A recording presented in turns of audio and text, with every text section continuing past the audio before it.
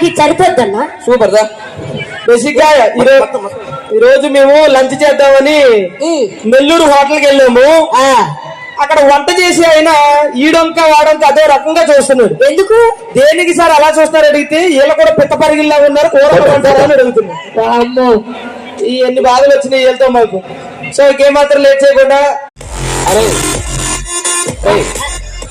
Door open చేయకుండా ఎట్లా వచ్చినావు? నాకు సరిపోద్దన్నా.